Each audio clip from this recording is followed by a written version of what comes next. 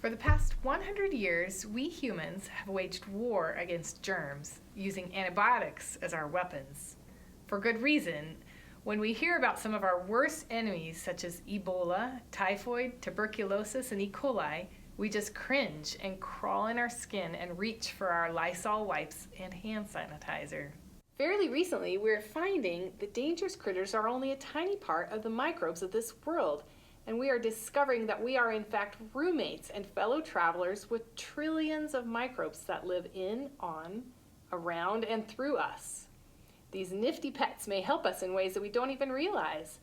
They may regulate our mood, digest our food so we can eat more, train our immune system, fight infections, reduce inflammation, make our vitamins, and a whole bunch of other functions that we humans alone cannot do. In fact, around 90% of the cells in, around, and on our body are not our own.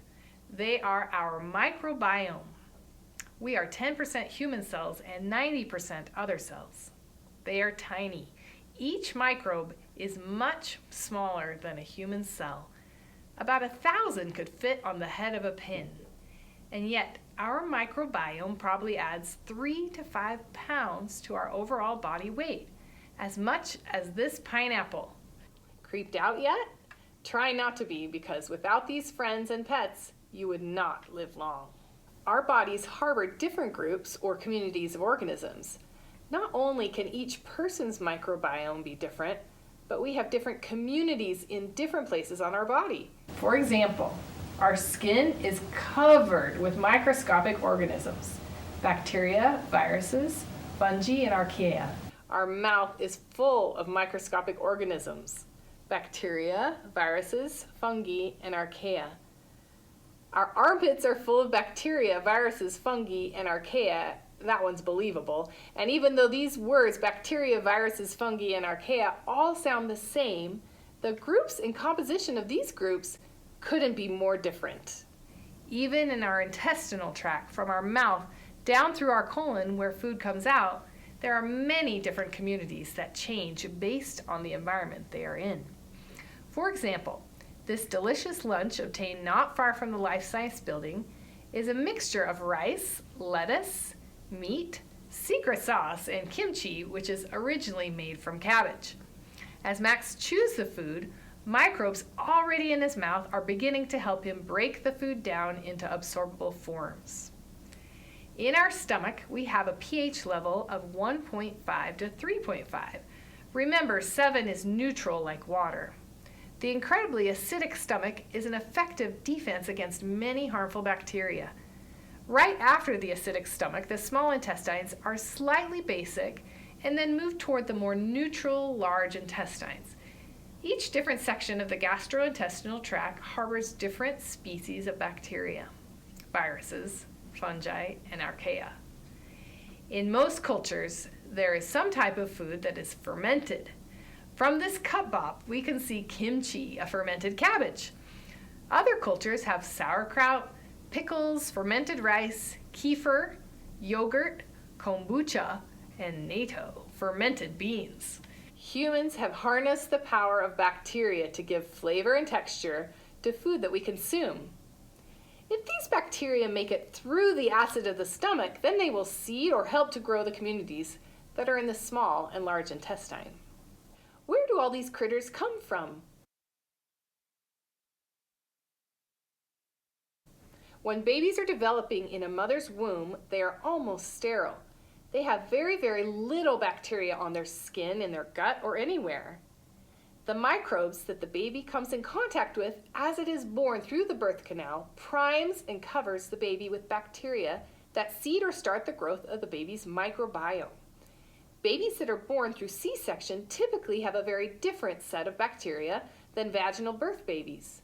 The gut microflora in a C-section baby tends to resemble the flora of the mother's skin and other people's skin around the baby instead of the mother's vaginal flora. As you can imagine, the food that a baby eats has a huge impact on the baby's gut microbiome development as well. Breast milk has specific fats and sugars that encourage certain critters to grow that help in many characteristics of a healthy gut microbiome. Over the next few years, the microbiome in a baby develops and becomes more abundant and diverse. As human, we have an important relationship with a few of these microbes. They do things for us, important things. In exchange, we give them food and shelter.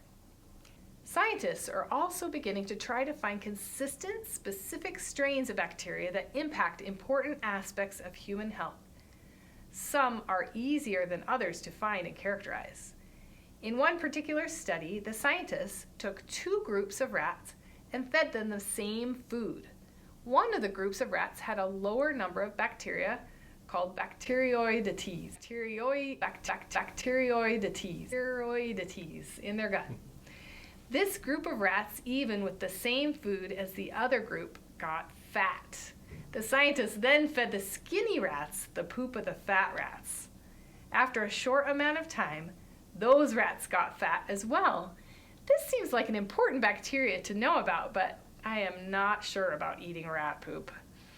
I know a lot of people that are spending a lot of money on probiotics or freeze-dried bacteria in a capsule.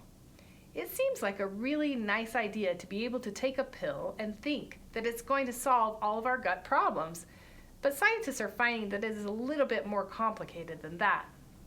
In fact, scientists are finding that gut flora from person to person is incredibly different, and that different communities may not be the same players, but can do the same things. One important finding is that there's a correlation in abundance and diversity in microbiome communities and general health. In other words, the more different kinds of microbes, the less likely you will have Graves' disease, Hashimoto's thyroiditis, vitiligo, type 1 diabetes, pernicious anemia, multiple sclerosis. I'm not even going to try that one. Systemic lupus, Sjogren's syndrome, eczema, and asthma. So how do we increase our abundance and diversity in our gut microbiome? Well, you may have heard of probiotics, but have you heard of prebiotics? Actually, prebiotics is just a fancy word for food that makes beneficial bacteria grow. The food that we eat and the food that we feed our bacteria will grow the bacteria in our gut. If you go and binge eat some junk food, you are feeding the critters that grow off junk food. If you eat leafy greens, you're feeding those that eat and love leafy greens. When your mom told you to eat colorful foods and whole grains, she was right.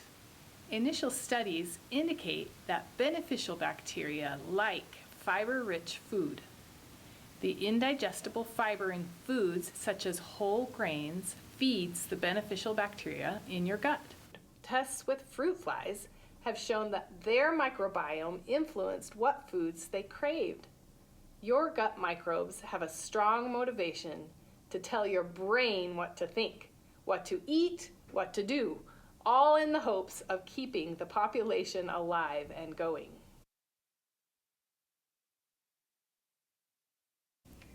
One aspect of our body's interaction with those microbes has to do with the development of our immune system. The microbes in our body seem to almost train our immune system to do its job.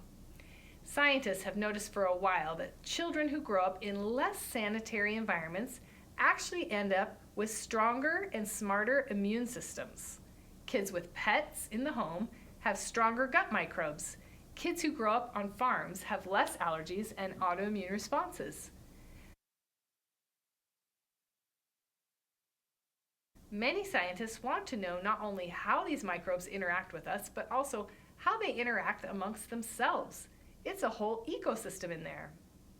Here's a food web of a community in Yellowstone National Park. Our body and the systems that we are discussing are like a national park. The organisms that interact with each other are microbes. While gut microbes in our gut cannot photosynthesize like the bottom of the Yellowstone food chain, the byproducts that are produced from microbes make it possible for another microbe to survive. The byproducts from some bacteria compete and kill off other strains. There is a fierce competition going on in there. These microbe communities are just as important to us as any other communities on Earth. In Yellowstone, the trees and animals have all adapted to disturbance such as recurring fire and avalanches. In your gut, your microflora also live with and have adapted to disturbances. Through eons of time, people have had gut disturbances such as foodborne illnesses and stomach viruses. What happens to our gut? The big run, the big D, the heebie-jeebies, you know what it is, diarrhea since Easter's. How do our gut communities cope with a disturbance of this type?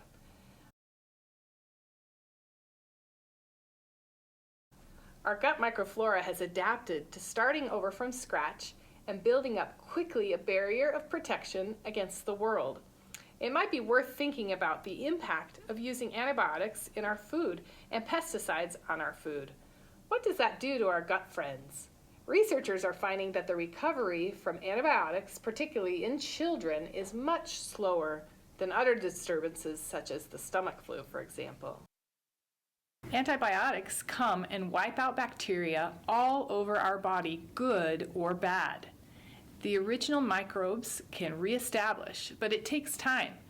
It's easier to imagine how it works if you think of a rangeland with all of its plants and animals. Your gut is that rangeland. If a fire or antibiotics comes through and wipes out most of the species, then the species that come back in may or may not be what was there before. In some areas, invasive species take hold. Over time, there can be recovery, but again, in vulnerable rangelands such as little children's developing guts and with multiple fires or rounds of antibiotics, it is more difficult to recover.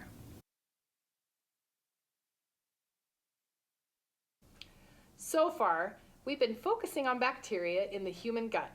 But if you remember, I mentioned that there are also viruses and fungi in your gut as well. Scientists are just starting to scratch the surface of the importance of viruses in your gut.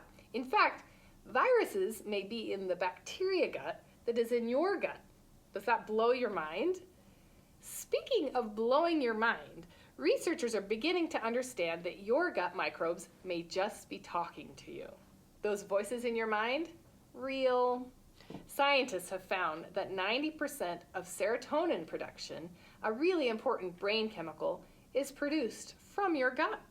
Dr. Bridgewater here at BYU did a study that fed a group of mice a high-fat and sugar mouse food and then another group of genetically identical mice a more balanced diet. After some time, both groups of mice were given a stress test to see what they would do. Even though they tested both genders of mice the same, the male mice exhibited more anxiety and the female mice exhibited more depression in the mice fed high-fat and sugar diets. When their gut flora was sampled, the mice eating the unhealthy diet that had more stress had less abundance and less diversity in their bacterial flora. Another study fed healthy rats the bacteria from depressed people. Those rats changed and displayed sad, depressed rat behavior. There is strong evidence that the gut microbiota influences our mental health.